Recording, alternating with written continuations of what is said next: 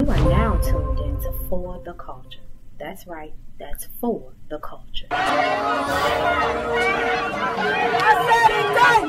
Come back! Send that killer cop to jail! The whole damn system! If you do that, I said it done!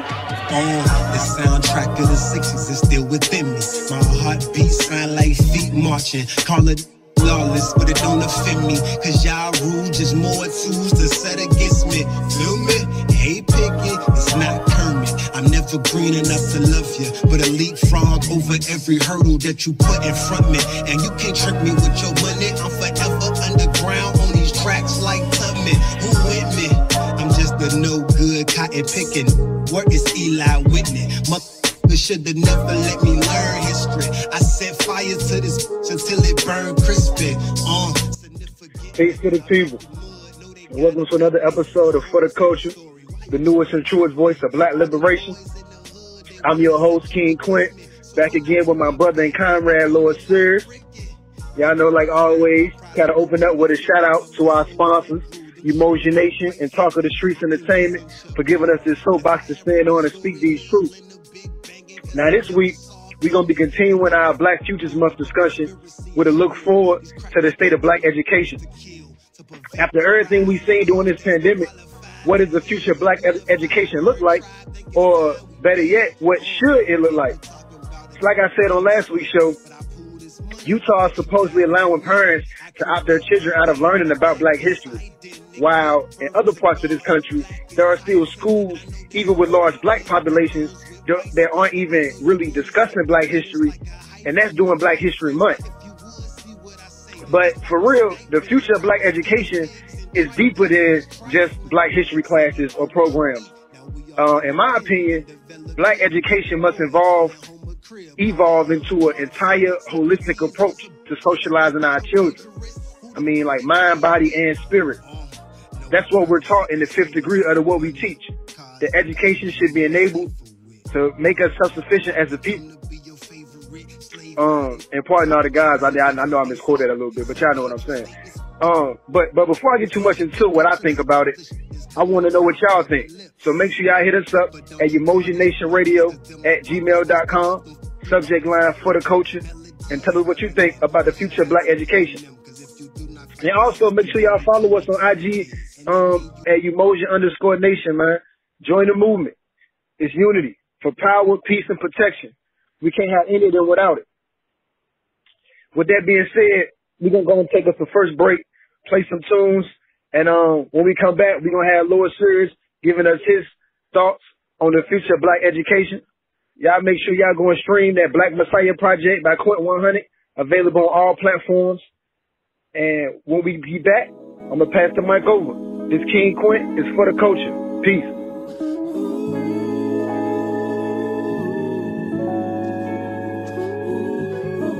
One day we gon' find a way. Someday we gon' find a way. Dream on. Yeah. My look at where we at and pay attention. Look at what you lack.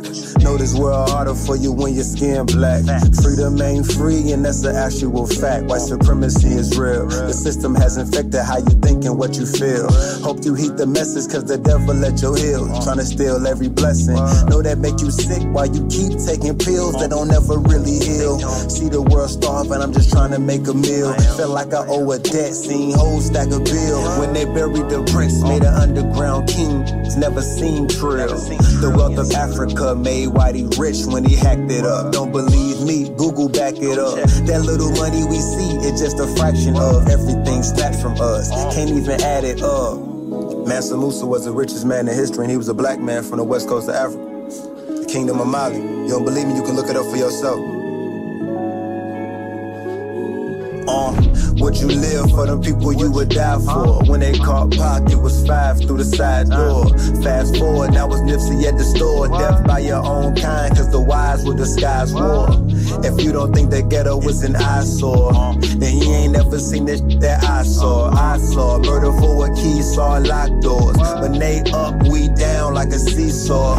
This oppression is pressing me every second. They preaching non-violence, my mind is a weapon. Trying to narrow my scope, had me aiming for Giuseppe's. Used to have that target, then I started asking questions. Like what is God? What is my essence? If this is hell, then what is heaven? Who the real enemy and where my Mac 11? Start talking like that, they depart from your presence. I'm just trying to get some leverage, but first I gotta get my shit together. Battle the effects of what I've been subjected to, cause as kids we grew off the food they fed us. Food for thought, bunch of lies we ingested. Oh, Columbus didn't know where he was headed. That's misdirection, miseducation. When given to a king, turn his prince to a peasant. Pay attention, life's but a lesson. If you ain't fighting against it, then I guess that you accept it. Talking like a gangster, really you a coward. In the face of real power, you leave them unprotected. All praise to my ancestors. Think about them when I start second guessing. And now I'm calling on my brethren to pick up weapons and come help us. Thanks again for the introduction, son of man. As you just been informed, ladies and gentlemen, my name is Lord Serious, and I greet you in peace. To all of the community organizers making our neighborhoods safe for kids to play, to all of the teachers of truth raising our national conscience, to all of the vanguards protecting black bodies from white oppression. When they ask why we do what we do and who we do it for, we need only reply for the culture. I'd like to thank you for joining us, and I encourage you to join in on our discussions by leaving your questions and comments on our message board. This episode's discussion will deal with a topic that focuses or that forces us to look ahead and conceive what blacks living in America should demand and expect from the education system. The exact phrasing of the question is, after the pandemic, what is the future of black education? We think this is a very important question our group must ask. We can see how the current education system failed us during this national crisis and global pandemic. This crisis is not responsible for creating the disproportionate and inequitable conditions that exist within America. The pandemic only highlighted the problem areas where we as black people are still vulnerable to discrimination and racism. And what we've observed is that still today in America, there are currently two separate and unequal education systems. There's one educational system for whites and the affluent, and another for blacks and the impoverished. And if we want our quality of life to improve here in America, then blacks cannot stand by and allow this disparity to continue to exist. In my book, Apotheosis, Lord Serious Hakeem Allah's Habeas Corpus Appeal, in the chapter, School to Prison Pipeline, I provide insight on how to fight for integration and civil rights still short of addressing the real issues blacks have with America, maintaining two separate and unequal education systems. On page 44, I state, the children of the elite are the only children guaranteed a quality education in this society because they are expected to inherit the rulership of the society from their parents. Initially, the fight for civil rights as it pertains to the education system was a challenge to the first issue. Civil rights leaders were attempting to dismantle a structural defect within the social landscape of the U.S. However, what began as a challenge to the disparity between the quality of education America's children were receiving was redefined in a way that totally avoided the root of the problem and instead focused on the symptoms, the lawfulness of state statutes prohibiting black children from sharing classrooms with their white counterparts. The litmus test for determining whether black children in America are receiving a quality education is not determined by the color of the child seated next to them. Truthfully, neither is standardized testing because these tests are inherently biased. The SAT, ACT, and even the IQ test all use language that favors people who grew up affluent and white, which means these tests are all designed to measure your level of inclusion within the culture of the white elite. And as far as the standards of learning tests, or the SOL testing that is currently being used to determine if children are on grade level, this form of testing is also insufficient and problematic. Standardized testing restricts the teacher's ability to create a lesson plan to address the unique and educational needs of the children in their classrooms. They force educators to follow stringent and often restrictive lesson plans based on outdated teaching methods. The children are simply expected to memorize a bunch of information for a test at the end of the semester, but they are never taught why this information is relevant or how they can apply it when they graduate and into the real world as adults. This kind of education system, which trains children to retain information only long enough to pass the test, is not designed to produce educated people. It is designed to produce functional illiterates. A functional illiterate is a person who can no longer identify the subject and predicate in a sentence. Or maybe it's someone who has forgotten how to do geometry or algebra. But thanks to 12 years of schooling, what the functional illiterate will never forget how to do is follow instructions. Functional illiterates have forgotten most of what they learned in school, but they have been trained to do as they are told well enough to function in a white man's society as a member in the workforce. The current education system is not designed to liberate the minds of black children. Its goal is to enslave the minds of our children so that the dominant white society may continue to hold our people captive as Americans' permanent, subordinate class of underpaid workers. Even the higher education blacks receive through institutions of higher learning are designed to maintain the social order. And HBCUs are being integrated more and more every day. Their curriculum is steadily changing its scope and purpose to accommodate the social expectations of the white dominant society. They keep these institutions dependent upon them for financial support through endowments and government funding. So if we can all acknowledge these problems with the American education system, then the only thing left for us to determine is whether we as black people go from here. How should we respond? What direction should we take as we look ahead toward the future? And how do we as a race become more competitive and rise above our subordinate position in the American social caste system? The key to unlocking the mysteries of these unknowns will be determined by the quality of education we provide for our children. But we must first learn what blacks must demand from the United States government to accomplish this. When I initially wrote my book in 2019, I was under the impression that we would have to do it all on our own by forming charter schools and private schools. I still hold firm to the ideal that the primary protectors of black children must be black people. And if we do not want our children to continue to be miseducated, then we must take a more active role in their mental development. But I was recently introduced to Dr. Claude Anderson's work. And I found that we hold similar views about what America's educational system was designed for. We both agree that it was designed to teach blacks how to remain a subordinate labor class for the dominant white majority. But more importantly, in his book, Powernomics, Dr. Claude Anderson actually offers some very thoughtful alternatives for black people living in America. He actually instructs the black community on how we can gain control of the public schools in black residential neighborhoods and how we could use public funding to establish our own charter schools or private schools in black residential areas. He uses the city of Detroit as a case study to reveal some of the obstacles we can expect to face in our fight to take control of our public schools. Detroit is one of the majority black cities in the United States with a black population exceeding 80%. In the 1960s, their black community was actually in control of their city's public schools. Today, Detroit, with its majority black population, has had numerous black mayors, has a black-dominated city council, a black-elected school board, and a predominantly black student body. Yet, Detroit's public schools are controlled by whites, and this is the case in most cities in America with a majority black population. Dr. Anderson exposes how in 1999, Michigan's white governor, Governor John Engler, used a political strategy to strip local officials of their power to control local schools. This governor then appointed a white representative to oversee the predominantly black school board of education. And Dr. Anderson expresses his frustration that regardless of where the public schools are located in America, they are always under the control of whites. And he proves that this is true, even when the school has a predominantly black student body and is located in a city where most of its local elected officials are black. In Powernomics, Dr. Claude Anderson advises us to use Supreme Court decisions to gain control of the money that supports our local public schools in black residential areas. He advises us to use political activism to demand new monetary controls.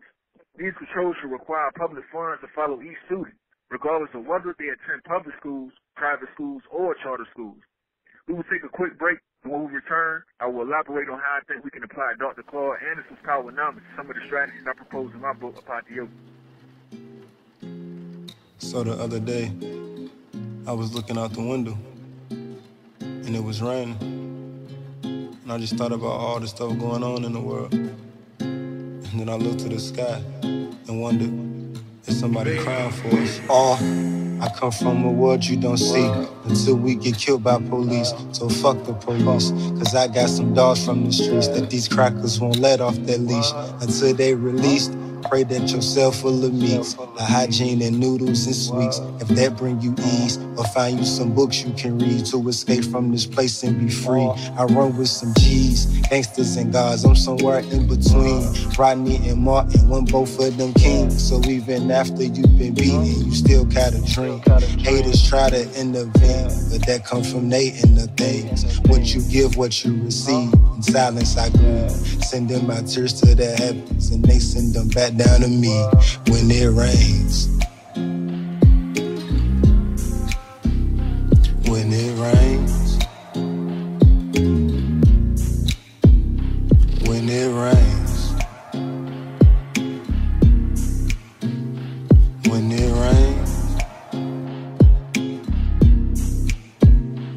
Playing like cousins when we was 5th graders. Couple years later, all I saw was danger. Start chasing paper and everything changes. We used to be close, now we fighting like strangers. Corrupted by hatred, so full of anger. When we caught them cases, was only teenagers. Nobody forgave us. Look what they gave us, man, how could you blame us? They meant to enslave us. Shout out my neighbors that went off to college. My niggas, you made it, let's celebrate it. But we can't forget about the brothers that couldn't escape it. They want us to be separated.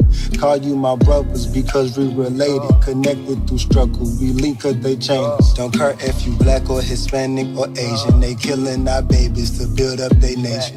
They wanna train us to go against nature. Don't care how you mask it, I see what I'm facing. In face of the truth, you gon' run or embrace it. You take away something, you gotta replace it. They took away our land, took away our language, and then gave us Nathan, the tricks of a traitor. I heard my ancestors crying and begging me change it, and see they teardrops on the pavement when it rains. When it rains. When it rains. Welcome back. I hope you enjoyed the brief intermission and the song selections for this episode. You are listening to For the Culture, the only podcast that gives prisoners like myself a platform to voice their opinions on the things that matter most to the black community. Before the break, I was discussing how my book, Apotheosis, and Dr. Claude Anderson's book, Powernomics, provide the guidelines on what is the future of black education. Both Dr. Anderson and myself have reached the same conclusion, that black people must control black schools and provide black children with an education that will make our racial group more competitive against all other groups. Both Dr. Anderson and I agree that charter schools and private schools can play a prominent role in how we accomplish this. But what I didn't know until I read Powernomics was that through our political activism, we could demand that the government funding being provided to schools be controlled locally by local elected school boards. And we can demand that this money be distributed in a manner that each student within local districts will receive their fair share, regardless if they attend public school, private school, or charter school. There were 53,743,000 school children in the United States between the ages of 5 to 17 in the year 2013 to 2014. In Virginia, there were 1,279,546 enrolled students in grades K through 8 in 2014 to 2015. And the schools in Virginia received $15,106,627 in revenue from the federal government, state government, and local government. The bulk of this revenue came from the local city and county governments, which provided local schools $8,117,614 that same year. However, for the state's K through 8th grade students, Virginia schools spent approximately $10,979 per student. So, if we use Powernomics as taught to us by Dr. Claude Anderson, through political activism, we could control the way our local school boards distribute this funding. This means in Virginia, we can force mayors, city councils, and school boards to give black residents control over the revenue earmarked for local schools with a predominantly black student population. In cities like Richmond, that includes Martin Luther King Middle School and Armstrong Middle School. And in cities like Portsmouth, that means we can control Waters Middle School and Churchland Middle School. We can demand that local school boards require teachers and administrators to attend workshops that will instruct them on how to provide the children of these schools with an education that empowers them and prepares them for the black experience in America. Workshops like the Fresh Classroom are created by black educators. These workshops train teachers and provide new teaching methods designed specifically for making the learning experience more fulfilling for black youth. There were 6,465 charter schools in the United States in 2013 through 2014. Most charter schools have less than 300 students, and most are located in cities. But according to Dr. Claude Anderson, whites have been forming charter schools to compete with and undermine public schools with a predominantly black student body for years. Powernomics acknowledges the shortcomings in the charter schools, but Dr. Anderson provides insight on how black communities can overcome the underfunding and deficiencies in these voucher programs. He advises black taxpayers to demand that their local elected officials establish new monetary restrictions on how funding gets distributed. He states for black charter schools and black private schools to get a sufficient amount of funding needed to provide our children with an adequate education, we must require Virginia's local officials to distribute the $8 million on a per-student basis. The $10,000 spent on each K through 8th grader in Virginia must follow the local black student to whatever school he or she attends. Powernomics requires the black taxpayer to control the way their tax dollars are being used to fund local schools, regardless if they are public, private, or charter schools.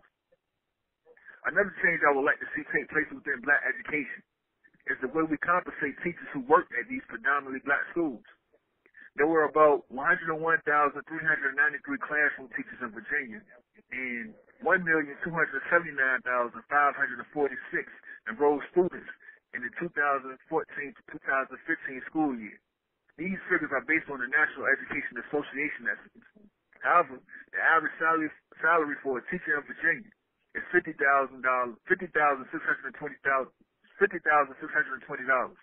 Now, this number was reached by taking the highest paid salary of a Virginia teacher and adding it with the lowest salary paid to a Virginia teacher, and then dividing the number in half. This is not what all teachers get paid in Virginia. It is only the average salary. Furthermore, this is what they gross before taxes and union fees. This figure doesn't take into account the money teachers spend out of pocket when they have to purchase their own supplies and materials for their classroom and students. And if we account for the hours teachers spend preparing lesson plans, grading homework, quizzes, and tests while at home, then a teacher's pay in Virginia, when calculated by the hour, would probably be far less than the minimum wage.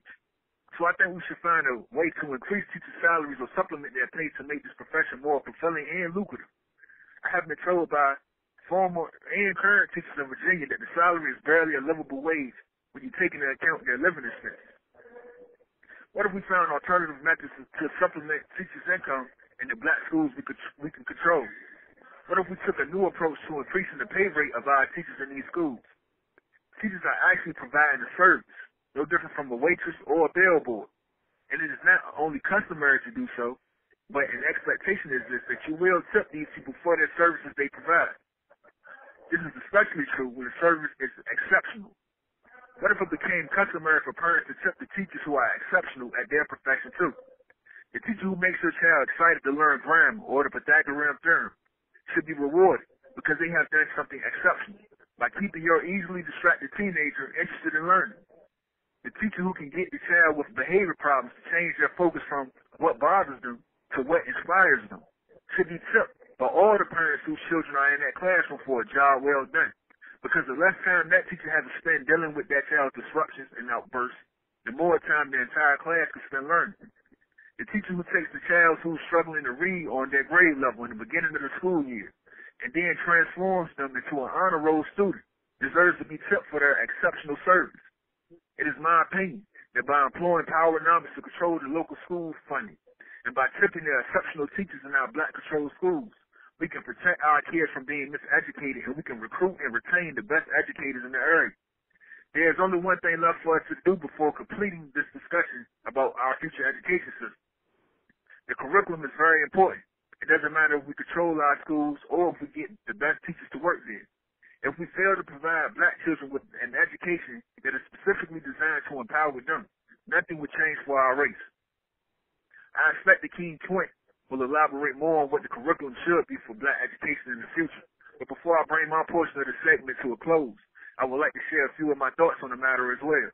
Like Dr. Claude Anderson, I also agree that community building and nation building should be the bedrock that we build our educational institutions on. Black children must be taught how to build their own communities and operate as a nation within this nation. If we hope to have any chance of becoming a more competitive group, And in my book, Apotheosis, Lord Serious, I came alive habeas corpus appeal. I suggested that black-controlled schools teach computer coding and computer science as core class. My reasoning for making this suggestion is that this will provide all of our students with an employable skill that is in high demand. So by the slight chance that some of our students drop out or they decide college isn't for them, they can all find work and make an honest living. That's my time, and I hope you are enjoying the show. You can follow me on Instagram and Facebook at Lord Serious Speaks. Also, you can visit my webpage to learn more about what I have going on at www.LordSeriousSpeaks.com. It's been a divine pleasure, and thank you for your time. Peace. Yeah. Ain't got no leaders, baby. Love. Try to tell me go to church, but I never trust them preachers. Send my ass to school, but I don't believe my teachers. Say I don't respect my elders, but y'all know I got some reasons. See a lot of bottles, but I never see no leaders. If it wasn't for that free lunch, they would never feed us. But you got that from them Panthers. Stop the lying, y'all some cheaters.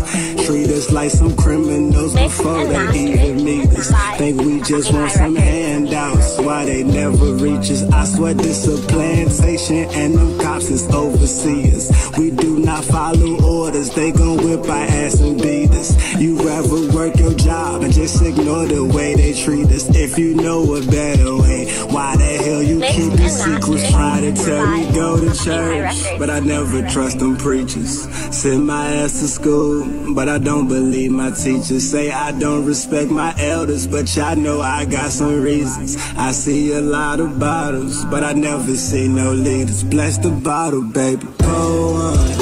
Yeah, hey, bless that bottle for you. Pour one. Yeah, hey, bless the bottle, baby. Pour one. Yeah, hey, bless that bottle for you. Pour one. Yeah, I know you don't understand, cause you ain't been from where I came. I just took the hand they gave and I made my play, so keep your shame. You gon' only point the way, and a block of wood can do the same. I leave my footprints clearly cut, so they can see the way I came on. I knew some niggas ballin' back when I was in them bleachers, dying to give me some J's. They was killing over sneakers. When they was sending shells, all I wanted was Adidas. But we all gon' get our stripes. You a tiger or a zebra? Our mamas kick us out before we violate they leases.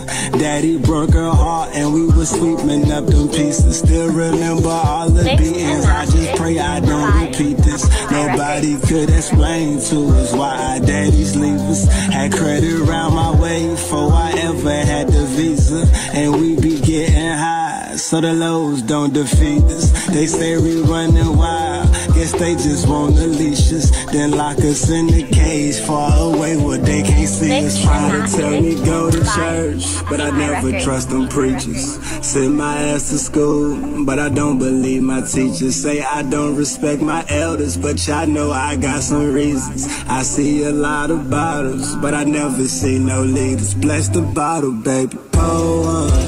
Yeah, hey, bless that bottle for you. Pour one. Yeah, hey, bless that bottle, baby. Pour one. Yeah, hey, bless that bottle for you. Pour one. Yeah, I know you don't understand, cause you ain't been from where I came. I just took the hand they gave and I made my play, so keep your shame. You gon' only point the way, and a block of wood can do the same. I leave my footprints clearly cut, so they can see the way I came on. Streets be so cold, and that's why we keep them heaters. Fight to stay alive, cause we know our people need us. Indians missing the chief, call us mischievous. I see a lot of bottles, but I never see no leaders. Bless them bottles, baby. Okay, that was the guy, Lord Serious, giving us his thoughts on the future of black education. And listen, if y'all like what y'all been hearing on the show, make sure you go out there and spread the word, because we doing this every Friday at 7 p.m. right here on TalkOfTheStreets.com. And while you're listening, make sure you and your friends go and join the Umoja Nation community at www.umojanation.com. Today we're talking about the future of black education. Now, in the nation of gods and earths, there is this popular acronym that we use for the word peace. Proper education always correct errors. As civilized people, peace should always be our goal. Peace in the individual, peace in the family, community, nation, and race. And as we say in the acronym, it is through proper education which corrects the errors that we get to that peace. Thing is, for too many of us, education is looked at as something you just get into school, something that comes through textbooks and lectures in these special places called classrooms given by these special people called teachers. So these type of things, education is seen as putting information into you, you know what I'm saying, that's coming out of these books and lectures and other people's minds. But this isn't proper education. The word educate comes from a Latin word, educere or educere something. I don't speak Latin. But the word means to lead, draw, or bring out. So proper education, in its essence, is not about putting something into a student. It's about bringing out the potential that already lies within them. It's not teaching you what to think. It's rather teaching you how to think. It's similar to the way that a seed, like an acorn, already contains the potentials of the oak tree that is going to become one day. The leaves, the bark, the branches, the roots, all of those things are already contained within the seed. All the acorn needs is the right processes to occur under the right conditions, and it will organically manifest all of that indwelling potential. And maybe this is why the word pedology is, on one hand, a scientific study of soils, but at the same time, the systematic study of the behavior and development of children. See, proper education, to me, means proper socialization. And proper socialization for black children must always address the double consciousness that black people feel in America. That sense of two-ness, of being an American and a Negro, as Du Bois put it. And it must do this not by denying our blackness in favor of our abstract Americanness, the way that we kind of taught to do in the society today, but it should do it by creating our own systems of educational institutions that utilize an Afrocentric curriculum which instills those seven principles in our people: unity, self-determination, cooperative economics, collective work and responsibility, creativity, purpose, and faith. This must be the future of black education. Any education that does not deal with that double consciousness is not a complete education for our people because it lacks a spiritual dimension. And no matter how well informed or skilled a person could be, if they do not possess a spirit of self-determination, of self-sufficiency and power, that they will inevitably find that knowledge and skill that they gain being exploited by people that do. Socialization deals with the way that the soil, or the air, water, sunlight, the way that the entire society acts on the individual's potential to shape and mold the individual to fit into the role that society needs him to play in order to keep things running according to the plan. Now, if you really think about what I just said and think about the plan that society runs on, it should be obvious that our people cannot allow our children to continue to be socialized by American institutions. Not if liberty is our true goal. White supremacist institutions, like the educational system, for instance, from Head Start to high school to college and universities, all of these are not designed to teach our people what we need to be a strong, unified nation of people with the sense and courage to come out here and build for ourselves. Instead, it teaches us how to be workers and slaves and managers and other operators within the global and domestic white supremacist system. In the Mismeasure of a Man by Stephen Jay Gould, he writes, "We pass through this world but once. Few tragedies can be more extensive than the stunting of life. Few injustices deeper than the denial of opportunity to strive or even the hope by a limit imposed from without, but falsely identified as lying within. The current educational situation in our communities does exactly that. It's like trying to grow an apple tree in sand and then get mad at the seeds when they don't sprout roots and grow correctly.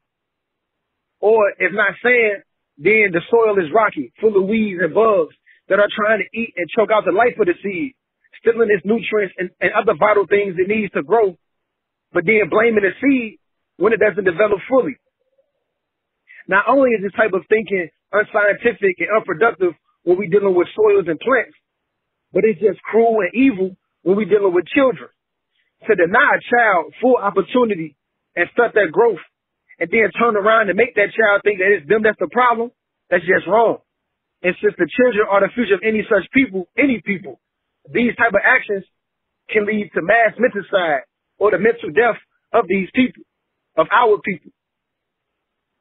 Now, in a proper environment, that is one with proper soil, proper light, water, warmth, with the weeds pulled and pests removed, our children will have the ability to unfold the true potential that they have within them. With holistic Afrocentric thinkers and teachers carrying committed faculty and staff, our children can reach the heights of human potential. And we must build this type of environment.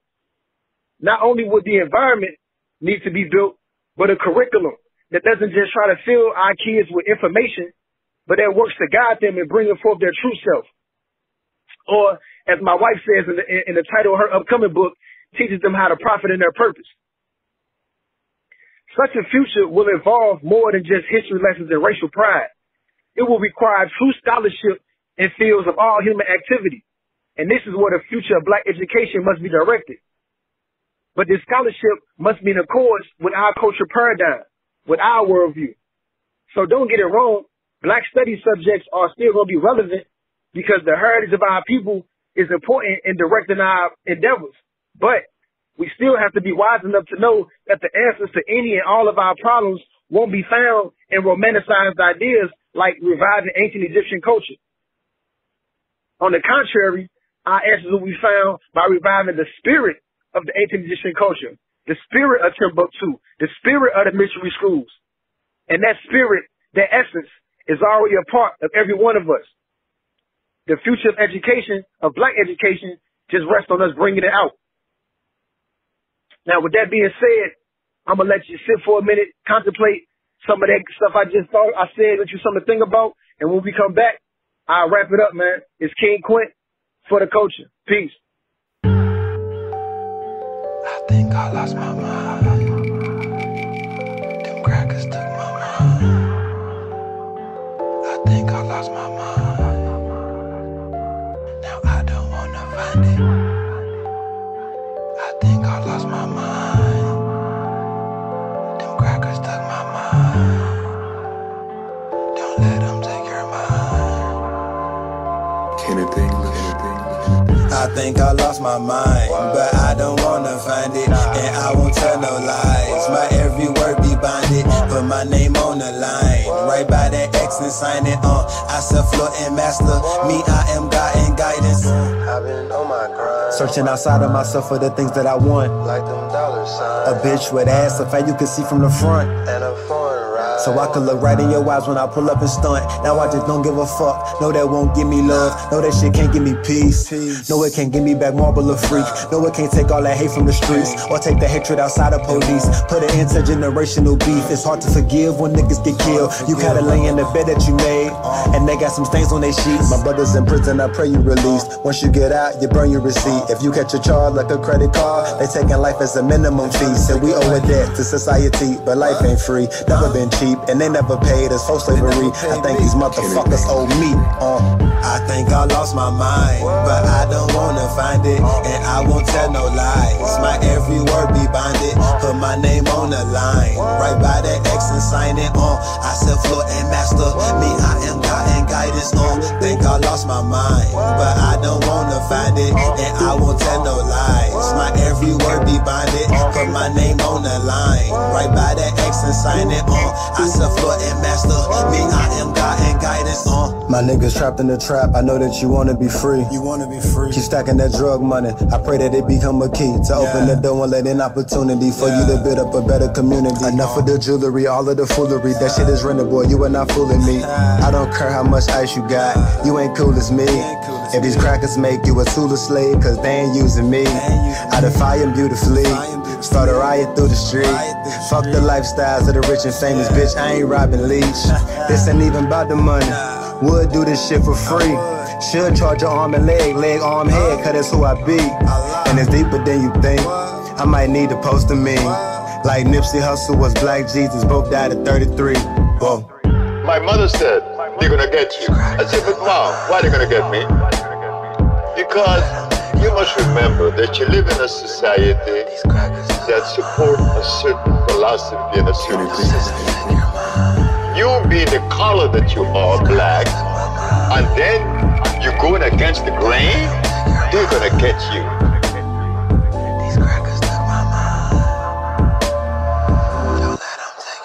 Remember, I ain't had nobody, couldn't call nobody, was a lone body. You don't know the feeling having nobody. Struggling, trying to make a home probably, but I really don't need nobody. I don't see nobody, cause I am the body. I don't trust nobody, 2 middle fingers up, so now it's just fuck everybody. Auntie say she gon' pray for me. I told her auntie need to pay lawyer with a Range Rover, push the ring over. I do the same for you, that's real talk. Die for what I believe in, though with the church and trusting them heathens. Hit for a reason, yo, hit for a reason. Hit for a reason, my nigga.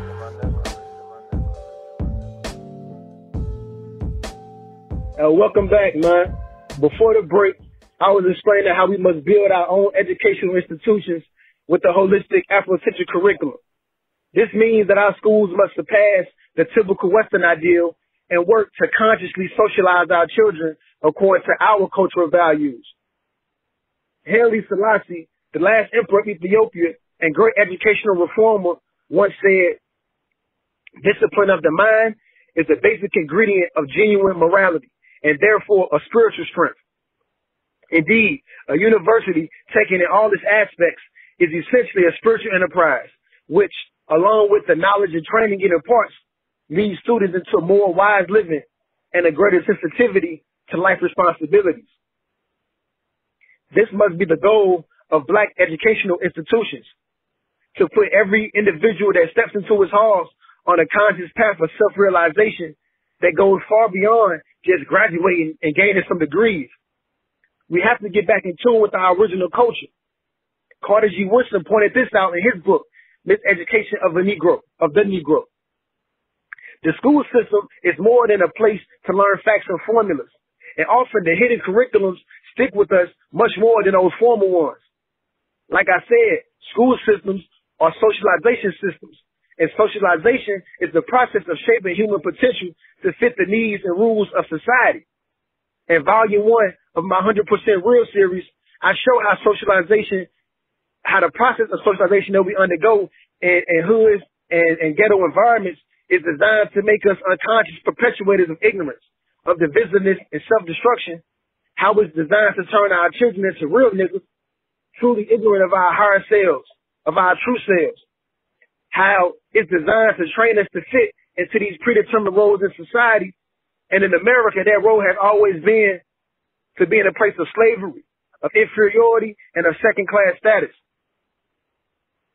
Back when the pandemic first hit and schools closed down, many parents, me and my wife included, realized that it would be now our responsibility to educate the children. I don't know if you remember, but in the beginning, no one knew what the future of education looked like. And so I noticed parents starting to come together online and share advice and lesson plans that they began to use to homeschool their kids. And conscious men and women took it a step further, developing informal curriculums that taught their kids things like affirmative thinking, visualization techniques, meditation, business startup, holistic thinking, and yoga class. Science classes became real and interactive with home-based experiments and projects, while George Floyd's murder and Aubrey Graham's murder gave social studies class a different type of relevance and a greater impact. And then with the parents being out of work and kids out of school, the class never really ended. This was an ideal situation for me, because this is what the future of Black education is supposed to be. If we do what we're supposed to do and come together and build for ourselves, school will never end, and our kids can reach heights that we couldn't imagine. The entire family and community is supposed to be investing in these children and the knowledge and skill that they need. And when they do, we see what happens. The Harlem Prep School graduates 100% of its high school students, and many of them then go off to college. So who would have thought that dedicated, educated Black men teaching Black boys would actually work? It's crazy, right? But back in 2006, I developed a course outline that was the beginning of an idea for an independent school I called the Masters Academy. Masters Academy is my hope for the future of Black education. Its goal is to turn the descendants of American slaves into masters of themselves and thereby their destinies. The courses are intended to cultivate our children's indwelling intelligence and not simply settle for the Western standard of excellence, but to surpass that ideal. When the pandemic hit, I felt like I needed to do something to help. And so I started creating study guides based off the Masters Academy curriculum that I could use and hope to post online. This eventually led to the idea to make the entire Masters Academy available as an educational supplement for anyone willing to learn. Now, if you want to learn more about the Masters Academy online study guide, you can visit umojanation.com and click the Masters Academy tab. So listen, the future of black education, like the future of all our endeavors really, it rests on us, on unity, on our ability to come together, to put our hands together, pool our resources, and get to work getting it done. The Masters Academy is my small attempt to develop a theory that we can put into action. But that action has required more than just myself. And I know even more will be required if we are going to develop the independent educational system that we need to take over the socialization of our children, to give them their proper education that enables them to be self-sufficient as a people. I thank all of those who have helped get us this far, and I thank all of you who will join with us to make the future what it needs to be. This job is not an easy one, but it can be done. Just simply start where you are. If the pandemic has shown us anything, is that any room in your house can become a classroom, and that we are a resilient, resourceful people. Learn the 7 principles and teach them to your children. Post them in the house somewhere. Discuss them and their importance. What do they mean to you? How can they be applied to your day-to-day life? Just start there. Just start somewhere. You know, when the ancient Egyptian people built the pyramids, the first stone they laid was the cornerstone. And it was always laid in the northeastern corner. This stone was the most important one because it set the course for everyone that will follow. Now, when I apply that principle of the cornerstone to the building of our people and our own educational institutions, I think about the heart of a man. You see, the heart is in the top middle right section of your torso, the symbolic northeastern part. But it's not the physical heart I'm even talking about. It's the symbolic heart, the mind, which does lie in the top right portion of your body. Think about the way your skull is, your right hemisphere. And your right hemisphere is responsible for unifying concepts and holistic functions. So I wonder if the Egyptians knew this and used the cornerstone as a metaphor, or does man just build according to some type of indwelling structural intelligence? That's something to think about, but I digress. My point is, the work is going to start in the heart and mind of each and every one of us. Every one of us that want to see the future brought forth. We each must become a cornerstone in our families and our communities. Just as our children have so much potential that can be brought forth with proper education, we too, as a people, possess vast potential that is just waiting to be brought forth. So go become a cornerstone. Join with us, and let's get to work bringing all this potential forth. Y'all follow the movement on Instagram, Umoja_Nation, and join the community online, umojanation.com. We need each and every one of our people to aid us in this grand work. Because remember, man, the powerful will never teach the powerless how to take away their power.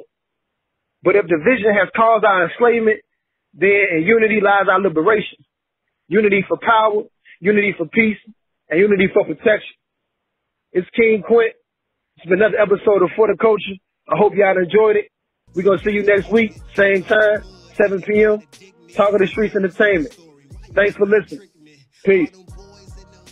Wanna set you against me, so when I turn my back, y'all can do me like Ricky. They wanna hear about Prada, Gucci, and Fendi, but my soul's done grew. Them shoes don't quite fit me. I ain't dissing Chuck Lorre, but if I had wrote the story, Lil in the big banging, cause he never saw a penny. It is not no theory, the conspiracy is real. These crackers plotting on to kill, to prevent the rise of those that's qualified to heal and unify. Every tribe think it's time we build. They be talking